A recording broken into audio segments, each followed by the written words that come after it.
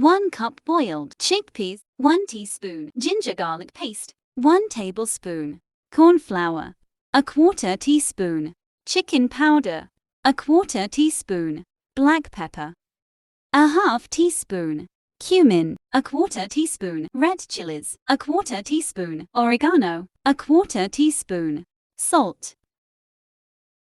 Mix all the ingredients well. Fry. Your fried chana chaat is ready. Serve with ketchup.